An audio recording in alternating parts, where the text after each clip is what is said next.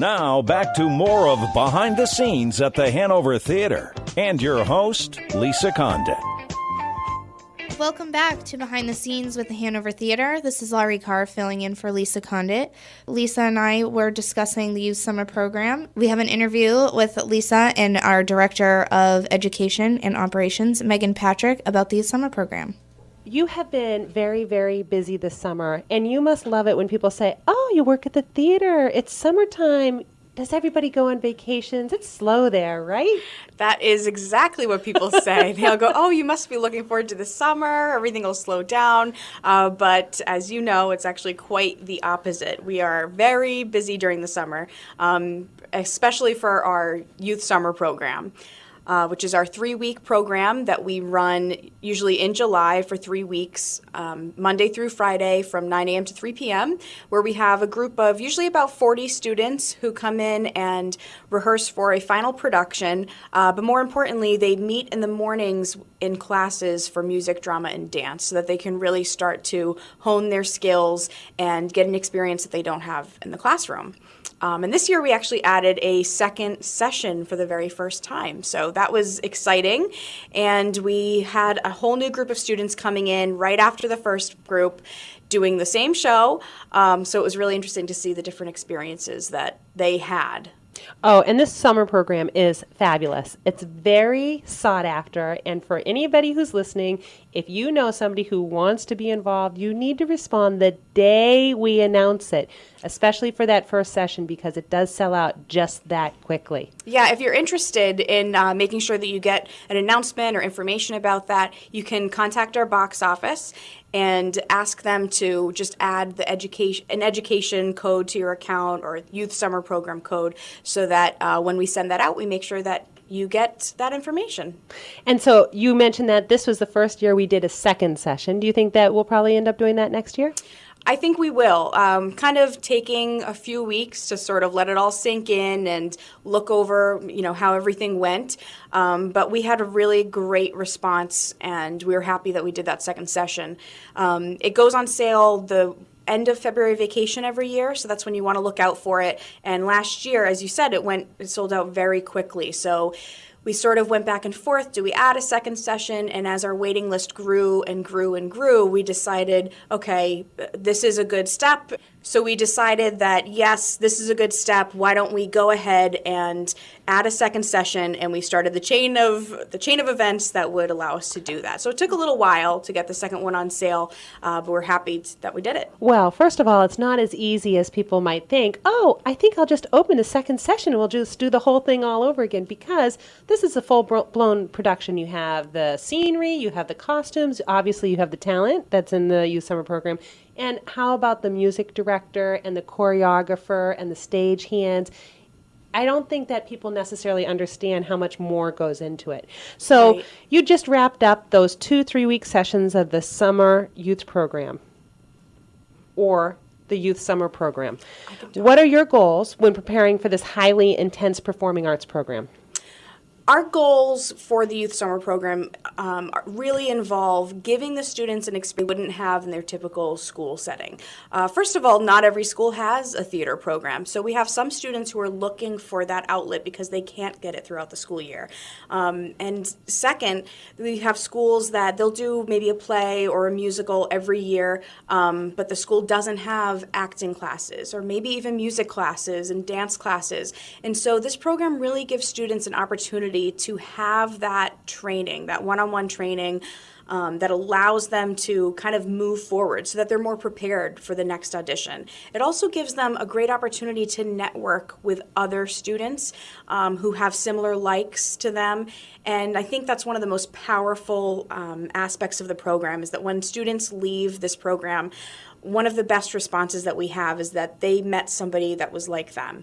And they found a friend that they can talk to about theater and the arts and the things that they're interested in. And I think in today's day and age, when kids are isolating themselves more and more by texting and tweeting and having this interaction with their phone or with their computer rather than face-to-face, it's so important that they find somebody that they can relate to and interact with and identify with. I totally agree with you. And as you know, my daughter was in the first session, and the one thing she said within the second day this year is, I love the youth summer program. I love all the kids. Theater kids are nice. And you're right, she just had a lot in common with them. Also, you know, most schools really are not able to do the type of production that you do at the Hanover Theater. First of all, because it's the Hanover Theater. So by definition, our setting is more grand than the biggest high school auditorium that's out there. I don't know if you know this or not, so I don't mean to throw you a curveball, but do you have any idea as far as what's the largest audience that typical high schools can hold? Do you know? Usually you're talking about maybe 500, 600 seats. For new schools that are being built, that's actually been the standard that the state allows to be paid for. But there are definitely some schools, some larger districts out there that have, some of them I believe even 1,200 seats I've seen. So it really depends on the district, but for 2,300 seats, that's not something that kids are going to see very often. So it's really a benefit when they get up on that stage for the first time and they look out at the audience, or they look out at those seats and the chandelier and the grandness of the Hanover Theater. It's something that just doesn't go away. So it's something that really is beneficial to our interns as well. They really get a huge benefit to that, and I remember one day after the program ended and kids were kind of going home, the interns are always there a little bit later, and a couple of them are just like lying on the stage looking out at the Hanover Theater, saying to each other like, oh my gosh, can you believe that we're like working here right now? And you know, they'll carry that with them and bring it back to school and tell other kids about it. Oh, I love that. And it feeds into our mission so well to foster that love and appreciation of the performing arts. Love that. Love how it interconnects. So I have to ask you, you must see a lot of change and a lot of growth. What ends up being your favorite part of this youth summer program? Well, I think you just hit the nail on the head. It's the growth that these students experience. And it was interesting because the experience of the first session versus the second was very different. The first session, we certainly had a lot of students who, quite a few who had done the program before, and so we had seen them over the past few years. There were also seemed to be a lot of kids with a lot of prior experiences.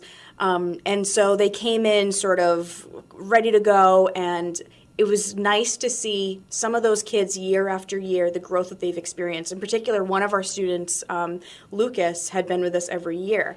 And I had this conversation with him and actually the entire cast before one of their performances, where when he came to us a few years ago, he was clearly a talented kid, clearly had an appreciation for the arts, but wasn't quite mature enough, wasn't quite there yet to handle the leading role. He had other supporting roles before, but never that lead role for our program. And this year he was cast in that lead role, and he really was ready for it. He really rose to the occasion. He became the character, and it took that time. It took that practice for him to get there. But it was such a proud moment to watch him and to see the growth that he's had. So that was really nice about the first program. And all the kids were so energetic and enthusiastic. And I have to say, I loved the way it opened, and the first notes of It's a Beautiful Morning was phenomenal with both casts. And I think it's really nice. I saw both productions. I thought they were both really great in their own way. And I thought it was really nice that there's a whole group of students from the first session that made sure they came and they saw their friends that were in the second session. Absolutely. That really blew me away. And they came, they all sat together, and they were so supportive of this other group of kids who they didn't know. They knew a couple of the kids in the show, but for the most part, that was really amazing to see these kids come in and support this new cast who was doing the same show, and they could have felt like going in, oh, this is competitive. Is their show going to be better or worse than ours? But instead, they were so supportive. They gave them a standing ovation. They waited at the stage door to hug and congratulate all of them, and they continuously said, oh my gosh, it was so good. It was just as good as ours. It was great to see how different it was. And that's what I think is really amazing about theater, is that you can make it so different. That's why we keep changing shows and reviving them and performing them over and over again, because live theater, you can make it what you want. Thank you so much. So we're going to go to a quick break. Thank you, everybody, for listening to this conversation with Meghan Patrick on Behind the Scenes at the Hanover Theater. Stay tuned when the conversation continues after the break. Thanks for listening, everybody, and welcome back as the conversation continues here with Meghan Patrick, our Operations Manager and Director of Education at the Hanover Theater for the Performing Arts. Meghan, before the break, we were talking a lot about the youth summer program, and we talked about the differences between the first and the second session. And do you want to touch a little bit more on really what goes into adding that second session? Sure. When we decided, okay, let's add this second session, it wasn't as easy as just putting it on sale. There's a lot that goes into putting on a show that I think a lot of times people don't realize, that you have to purchase rights and royalties for the show. And it's not just about paying them to say, yes, we have permission to do the production. It's actually getting their permission and getting a contract. There are certain shows that we've applied for and we've been denied the rights because somebody nearby was doing it, or the national tour was coming through, maybe to our own theater, actually. So to get the rights extended for that second session took quite a bit of time to get that approval to come back.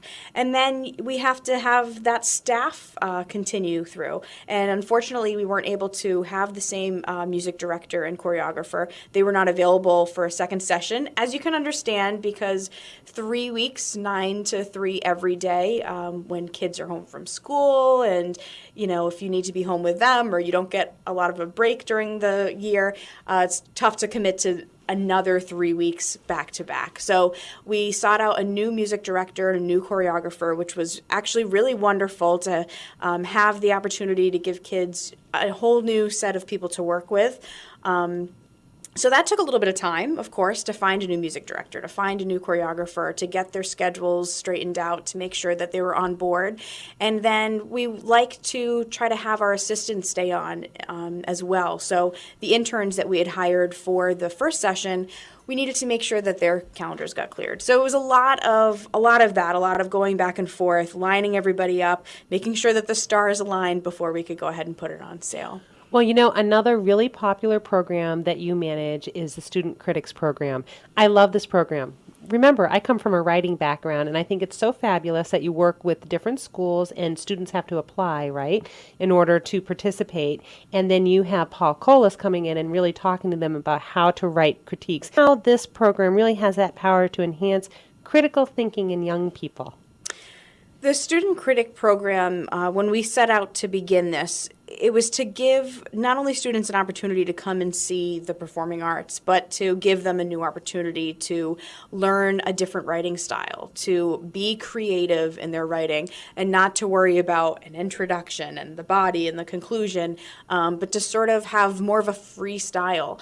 And that has really worked beautifully over the past few years. We've been so lucky to have Paul Colas from the Telegram and Gazette be our resident critic for these students, to guide them and mentor them. And it's very interesting that first day that they come in after the application process.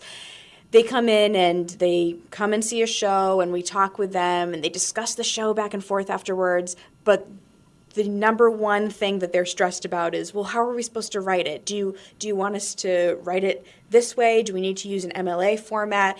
And it's hard to break them out of that habit because that's what they have to do for school, and they should be doing that.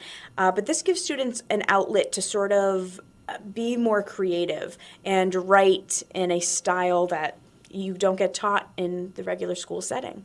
The Student Critics Program, it sounds so interesting. If somebody would like to participate, what is the application process? There must be a deadline coming up soon. It will be online in the next week or so.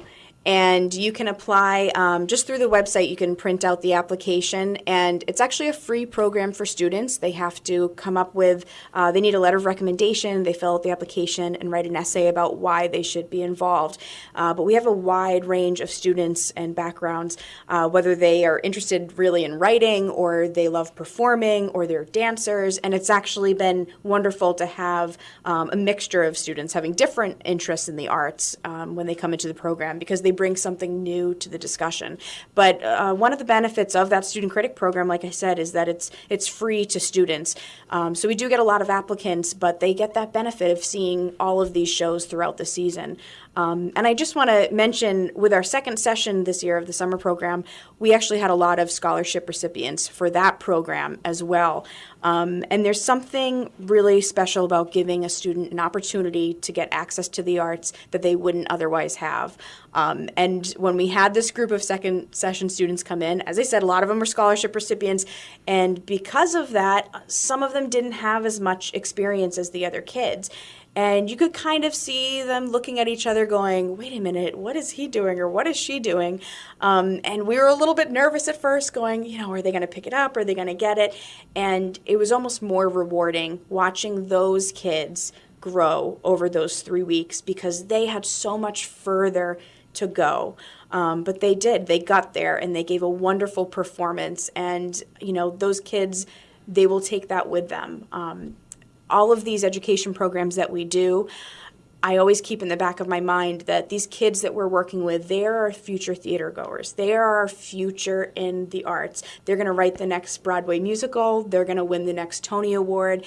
And our future as an organization depends on these kids. Absolutely. I couldn't agree more. And you are a perfect person in our organization to probably have the most interaction with young people and students. So I have to ask you, you get a lot of different exposure, doing a lot of different things. What's your favorite aspect of working with young adults?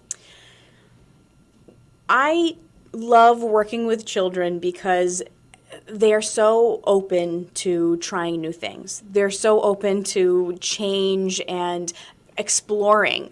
They want to know about the world. They want to know about each other. They want to understand themselves. And I think theater and the arts, that's what it does. It helps you to have a better understanding of yourself and the world around you. So when a kid is in a show, you talk about life experiences. That's what a production is. It's some part of somebody's life that you're presenting on stage. And so you naturally have these opportunities to bring up life topics, and it allows students to interact with each other and talk with one another in a way that they don't have the opportunity to do so in everyday life or even in a classroom, because you're saying, okay, this story is about love, or this story is about maybe it's depression of some character in Oklahoma from the Youth Summer Program. One of the characters, Judd, he was a very dark character, and he's looked upon as sort of the evil character in the show. But as we sit with the students and we talk to them about, listen to his story, look at the way that he's treated by the people in town, look at the way he's treated by Curly, the lead, handsome, lover in the show. If that happened today, how would you feel for him? How would you feel about that situation?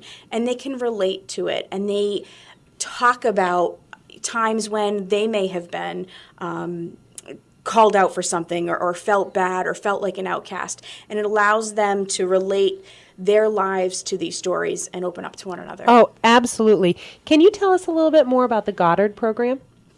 Absolutely. I just met with Patty Ryan from the Goddard Scholars Program at Sullivan Middle School just a couple weeks ago, and this is going to be our third year actually working with them. The Goddard Scholars, it's an innovative program for students who are excelling in school, and they take this group of about 70 students, actually maybe 90 now, and they give them additional experiences outside of the classroom. And so the theater, we participate in this. And so over the course of the year, we'll have different opportunities for their students to either come to the theater or for me to go to the school. So for example, in the past, of course, they come to see Christmas Carol, which is our student matinee performance. And they do a Q&A with the cast afterwards. They come and do a tour of the theater early on in the school year to just kind of get to know the building and be familiar with the space. And then later in the year, I go there and I'll do an improv class for them one day. We did a session on how to write a musical last year, which was really fun. So it gives these kids... Wait, I just have to say, have any of them written one yet? Not yet, not that I know of, but I do this similar lesson in our youth summer program, and kids are so creative. It's amazing what they will come up with, and we ask them to bring in newspaper articles, and from those articles they have to sort of create these other stories and musical numbers. And some of them, I'm telling you, you will see them on Broadway someday because they're very creative. I think that's awesome, and I can't wait to see some of our stars from Worcester on Broadway. They'll be coming back and performing on our stage. I love it. I love that. So you talked a little bit before about today's plugged-in world, and why do you think that the theater-going experience is so important for young people now? It's so easy for them to isolate themselves, as I said before. It's so easy for them to get into their computer or their cell phone or get on Facebook and communicate with their hands rather than communicating with their mouths or with their faces. And number one, they have to learn how to do that. They have to learn how to interact with each other. I've seen it even over the course of the past 10, 15 years, how much harder it is for them to have that face-to-face reaction when I'm working with two students on stage and, they're supposed to like each other, they're falling in love, and they're losing that natural ability to communicate. But also, from an audience perspective, the students have to learn how to be audience members. We are so used to sitting on our couch and watching television or sitting there and watching a movie and not laughing and not clapping. You just heard Lisa's conversation with Meghan Patrick, Director of Operations and Education, about the Youth Summer Program. For more information on that program, you can visit us on our website at thehanovertheater.org. That's all we have time for today. Thank you for tuning in. My name is Laurie Carr, and we'll see you at the theater. Thanks for listening to Behind the Scenes at the Hanover Theater with your host, Lisa Condit. Make sure to join us again next Sunday morning here on AM 830 WCRN.